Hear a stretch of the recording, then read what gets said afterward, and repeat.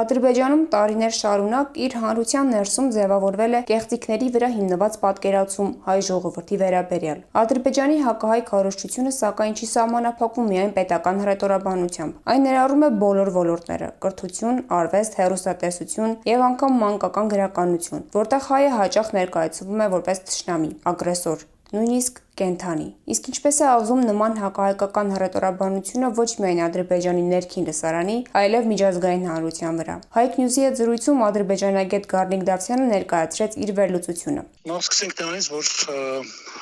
առհասարակ ես համոզմունք ունեմ, որ ատելությունը առաջի հերթին Ադրբեջանում հիմնված է կրոնական տարբերության վրա։ Մեկ երկրորդը Ադրբեջանում ատելությունը նաև ունի արդեն իսկ ունի գենետիկ հակումներ, ու դա սովետական շրջանից սկսված, դրանից հետո արդեն անկախացման շրջանով ավելի ամրացած, իսկ հատկապես ավելի արմատացած ձեռքաբերվել կներեք Իլհամ Ալիևի կառավարման տարիներին։ Նաև հիմա է դա իրականացում։ Տարբեր ուղղություններով ճիշտ նշեցիք, կա կրթություն, կա մանկապարտեզ, կա բարձր բուհական հաստատություններ, գիտական ասպարեզ, քաղաքական, այսինքն բոլոր շերտերում հայատացությունը որպես Ադրբեջանի դրսևորման վառ երևույթ ճակերտների մեջ, որտեղ այդ վառ բառը միշտ ասոցացվում է դրական պրոցեսների հետ, միշտ արտահայտվել է։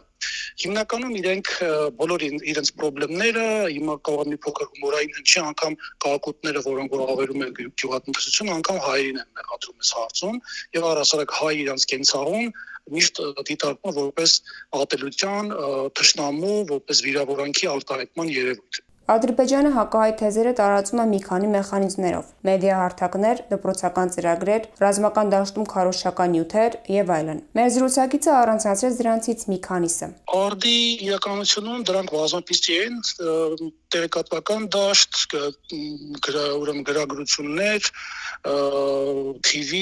բոլոր հնարավոր ուղղություններ, ինչով մենք կարող ենք մեր մտքում պատկերացնել կամ բախվել։ Թեպետ ԽՍՀՄ պաշտոնապես արգելում էր ազգայնականությունը, Ադրբեջանը կարողացավ կիրառել սուր ազգային քարոզչություն քողարկված ձևերով։ Սրա առնչությամբ Գառնիկ Դավթյանը պատմական փաստերը ներկայացրեց։ Տեսեք, ԽՍՀՄ-ն ինքը շատ ավտորիտար երկիր է եղել, ու բնականաբար այնտեղ կասեցվում էր մեծամասամբ բոլոր ազգային դրսևորումները, կրոնական դրսևորումները, բայց այնուամենայնիվ կենցաղի մակարդակում ես օրինակ շատ հաճախ առիթ ունենում եմ բարեբախտաբար շփվելու մեր գյուղացիների հետ եւ կենցաղային խնդիրների մասին շատ լավ տեղյակ եմ։ Օրինակ ադրբեջանցու կողը, որ ասում է հայ առոտավայր կամ չգիտեմ բակ, դա դառնում է պատմություն, որովհետև կամ հակառակը գողացել էս կողը, այսինքն կենցաղային բախումները միշտ եղել են ու այդտեղ որևէ կասկած չկա։ Գաղափարական առումով ինչ արվել է տակից, ինչպես մեր մոտ, այսինքն թաքուն ձևի արվել, քաղաքական դաշտը, ազգային գաղափարախոսության տարածումը, բայց պետք է շեշտեմ, որ ԽՍՀՄ-ի կրթությունը որպես այդպեսին մեր վրա ավելի լավ ազդեցություն ունեցավ դրական առումով, մենք ավելի ազգակենտրոն էինք, ազգայինը սիրող էինք, դրամ էլ տեղի ունեցավ 88 թվականի շարժումը, որ ավարտվեց հաղթանակով, այսինքն դա շատ մեծ կարևոր ազդեցություն է ունեցել։ Ինչը հիմա չես ասի, որովհետև հիմա վերացնում են Փարքի հերոսի անկյունները, գրականությունում Թուրքի ներկայացնում որպես բարեկամ, քարտեզներ են այսօրվա Ադրբեջանի ներկայացուցիչը Հայաստանում փոփոխում պատմական քարտեզները Հայաստանի։ Այսինքն մեր մոտ հիմա ավելի շատ այսպես պարտվողի, երբևէ գոյություն չունեցողի եւ առհասարակ որևէ առանց պահանջատիրություն չունեցողի կերպար է ձևավորվում այս իշխանության կողմից ու այսին բավական բարեհաջող։ Եթե մարդկանց թվում է, որ իրենք հնազանդվելով եւ Թուրքի դեմ գլուխը կախելով խաղաղությունը լինելու, ես իրենց հիասթափեցնեմ, կասեմ, երբ որ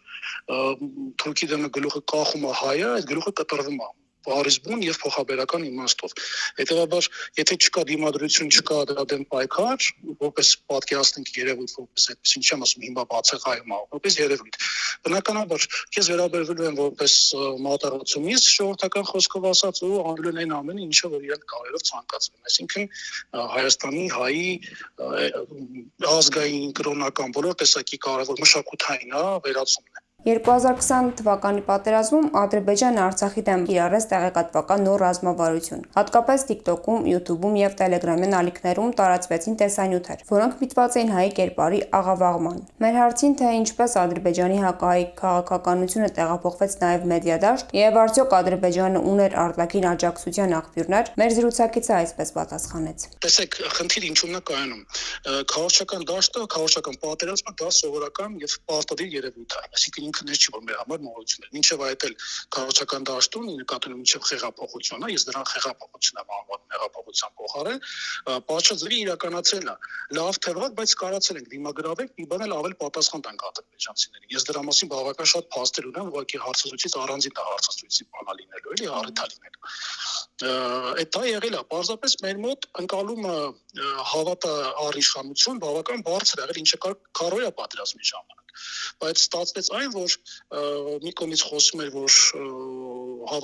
հավաքագրումը իրականացում պատերազմի 44 օրը պատերազմի սկզբին, հետո դա չիրականացվեց, հետո կեղծ ճոկատային կազմը հայտարարվեց, հետո բրոնեժիլետների բացակայության մասին խոսվեց, ու ամենավատը այն է, որ ամբողջ այդ պատերազմական process-ը չի կառավարվել ունակ ռազմական գործիչների կողմից, այսինքն ով էլ որ եղել է ունակ ՊՆ-ում կամ ուրեմն Արցախի պաշտպանության բանակում, իրենց արգելվել է, որ իրենք ներգրավեն, կամ նախկինում փորձ ունեցող մարդկանց, որոնք 90-ականներին բավական լավ տարածքին ծանոթ էին, գիտեն ադրբեջանական հոգեբանությունը, մարտավարությունը քիչ թե շատ լավ ծանոթ էին, հա։ Այսինքն այդ մարդկանց մուտքը պատերազմի անմիջապես այդ հերձիկում գտնվող process-ներում արգելվել է։ Սա մի հատված, մյուս հատվածը, որ մեր տեղեկատվական դաշտը չի վերահսկվել։ 18 թվականից հետո ավերվել է հակաադրբեջանական ՊՕԱԿ-ում գործող, հա, ՊՕԱԿ-ներում գործող բոլոր այդ խմբերը, մասնագետներին արգելել, մասնագետների մեծ մասը հետևից ընկել են ժողովրդական խոսքով ասած այդ մարդիկ ստիպված են աշխատանքից դուրս գալ, այսինքն փաստացի ներսում, Հայաստանի ներսում իրականացվել է քաղաքական սպանդ, եւ դա է եղել պատճառը, որ պատերազմի ժամանակ ցակուցրիվ էր մեր մոտ քաղաքությունը եւ միայն հավատում ենք Արձոն Հովհաննիսյան Կոչեցյալին, ով բնականաբար սպասարկում էր Նիկոլի օրակարգը եւ հետեւաբար խափում էր ամբողջ ազգին։ Մինչեւ նոյեմբերի 9 անգամ, երբ որ ասում են Շուշի համար մարտերազատագրվում էր, այդն Շուշին արդեն նոյեմբերի 5-ին 6-ին ադրբեջանական վերահսկողության ներքո է։ Գառնիկ Դավթյանի կարծիքով Ադրբեջանի հակահայ քաղաքականությունը գնալով ավելի է ագրեսիվանում, քանի որ Ադրբեջանը հիմա շատ ավելի ազատ է գործում։ Համեմատելով 2020 թվականի Ադրբեջանի վարած քարոզչությանը, ԽՍՀՄ տարիներին այն չէր կարող նույնչափ ագրեսիվ լինել, նշում է մասնագետը։ Սովետի ժամանակ ոչ մեկ չէր կարող ինքնուրույն քաղաքականություն վարել եւ բնականաբար այդ process-ը անհամատելի տարբեր են։ Հիմա ավելի զարգացած, ավելի կայացած ադրբեջանական հայացությունը, քան ժամանակին ասացիք, հենց առայնով դա արտահայտվել է նաեւ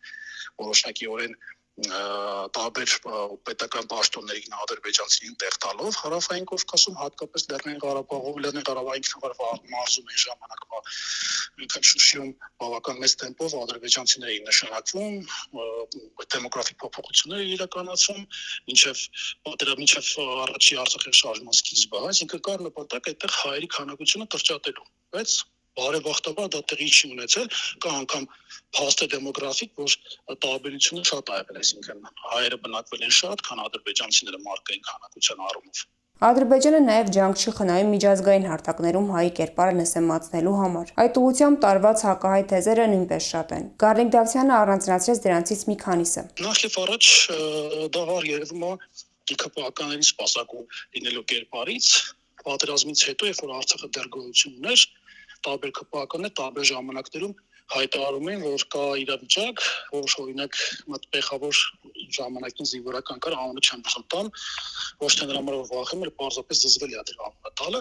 Ինքը ասում էր, որ գիտի թե ադրբեջանցիները որտեղ են թաղված եղել քաղաքացիական բնակչության, այդ այն ժամանակ այդ հայտարարությունը արվեց, երբ որ օրինակ ադրբեջանական կողմը մեղադրում էր հայերին ադրբեջանցիներին ցեղասպանելու մեջ, դա եղել է պաշտոնական մարտում։ Այդ առողջը որպես այդպեսին, հա, հետեւաբար դա մի պարզ պատճառ, մյուս պարզ պատճառը այն է, որ կա մյուս պարզ պատճառը այն է, որ կա բացի այսպես ասած պատգամավորին հայտարարություն, կա նաև ուրեմն ավելի բարդ կաշտում զբաղեցնող